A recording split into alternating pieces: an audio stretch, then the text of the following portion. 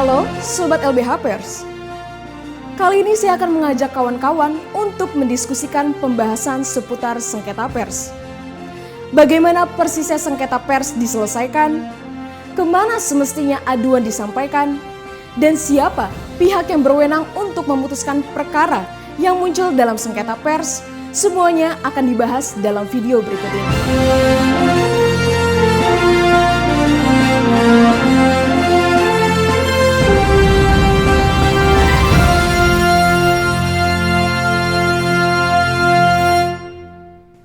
Berdasarkan pasal 4 ayat 1 Undang-Undang Pers, ditegaskan bahwa kemerdekaan pers dijamin sebagai hak asasi warga negara. Hal ini menandakan bahwa pers harus bebas dari tindakan pencegahan, pelarangan, dan atau penekanan agar hak masyarakat untuk memperoleh informasi terjamin.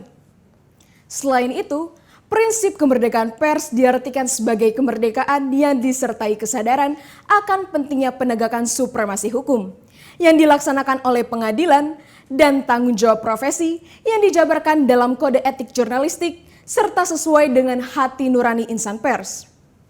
Jurnalis atau wartawan sebagai orang yang secara teratur melaksanakan kegiatan jurnalistik berdasarkan pasal 8 Undang-Undang Pers dalam melaksanakan profesinya, jurnalis atau wartawan mendapatkan perlindungan hukum. Yang dimaksud dengan perlindungan hukum adalah jaminan perlindungan pemerintah dan atau masyarakat kepada jurnalis atau wartawan dalam melaksanakan fungsi, hak, kewajiban, dan perannya sesuai dengan ketentuan peraturan perundang-undangan yang berlaku.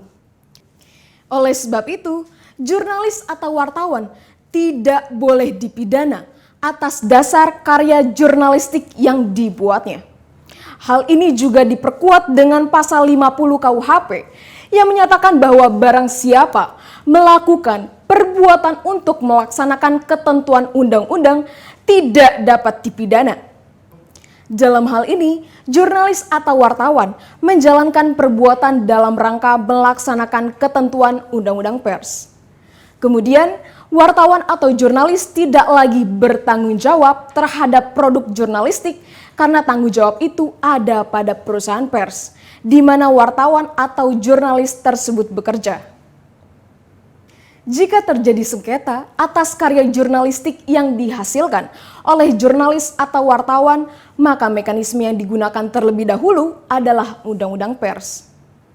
Undang-Undang tentang pers memberikan mekanisme hak jawab serta hak koreksi sebagaimana yang tertuang dalam pasal 5 ayat 2 dan 3.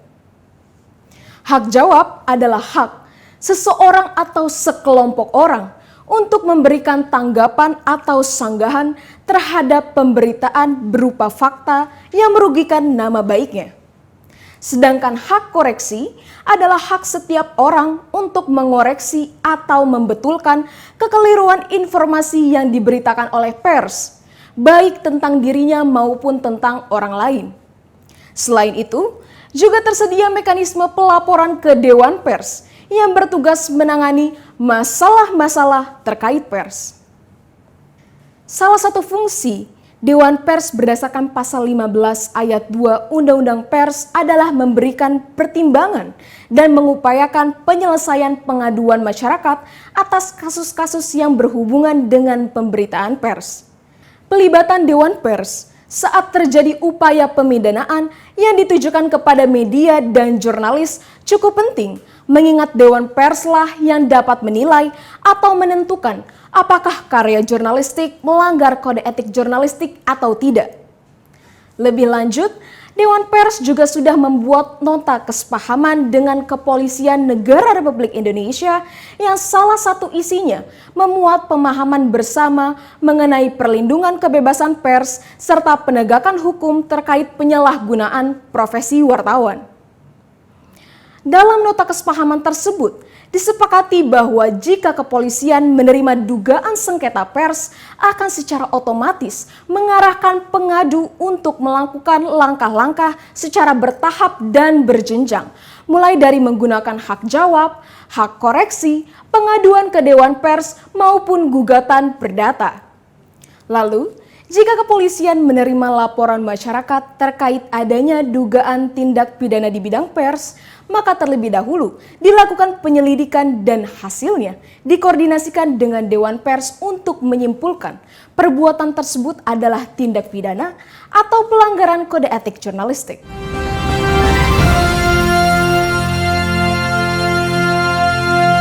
Sobat LBH Pers, dalam rangka menjalankan amanat Undang-Undang Pers, maka dibentuklah Dewan Pers yang independen untuk melindungi kemerdekaan pers, menetapkan dan mengawasi pelaksanaan kode etik jurnalistik, serta memberikan pertimbangan dan mengupayakan penyelesaian pengaduan masyarakat atas kasus-kasus yang berhubungan dengan pemberitaan pers. Oleh karena itu, dalam rangka mengawasi pelaksanaan kode etik jurnalistik, Dewan Pers menerima dan memproses pengaduan serta menindaklanjuti informasi dari masyarakat menyangkut dugaan adanya pelanggaran kode etik jurnalistik dan prinsip-prinsip kemerdekaan pers. Yang bisa diadukan ke Dewan Pers berdasarkan Peraturan Dewan Pers Nomor 3 Tahun 2017 tentang prosedur pengaduan ke Dewan Pers adalah: pertama, karya jurnalistik, perilaku, dan atau tindakan wartawan yang terkait dengan kegiatan jurnalistik. Karya jurnalistik yang dapat diadukan adalah karya yang terbit paling lama 2 bulan sebelumnya, kecuali bila kasusnya menyangkut kepentingan umum, prasangka, atau kebencian terhadap suku, agama, ras, dan antar golongan, ajakan melakukan kekerasan, atau hal lain berdasarkan pertimbangan Dewan Pers. Kedua, yang juga dapat diadukan ke Dewan Pers adalah kekerasan terhadap wartawan atau perusahaan pers. Terkait pengaduan terhadap karya jurnalistik, ada 2 hal yang penting diketahui, yakni 1. Jika terkait karya jurnalistik, maka yang teradu adalah penanggung jawab media. 2. Pengadu mengajukan bukti karya atau kegiatan jurnalistik yang diduga melanggar kode etik jurnalistik atau Undang-Undang Pers.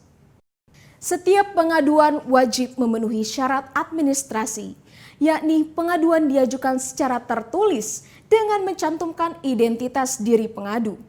Dan pengaduan terhadap media cetak, lembaga penyiaran, dan media cyber wajib menyebutkan nama media, tanggal penerbitan atau publikasi, judul tulisan atau program siaran, alamat laman detail artikel untuk media cyber, melampirkan dokumen atau data pendukung, dan disertai jika ada bukti komunikasi menyangkut berita yang dipersoalkan dengan media bersangkutan. Dalam menangani pengaduan, sejumlah hal berikut perlu diketahui.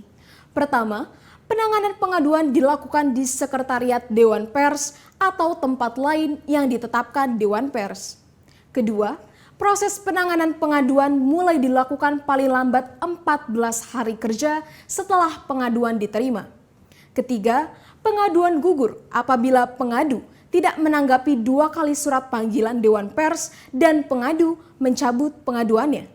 Keempat, Dewan Pers tetap memproses pemeriksaan meskipun pihak teradu sudah 2 kali dikirimi surat, tidak membalas, atau telah dipanggil tetapi tidak datang.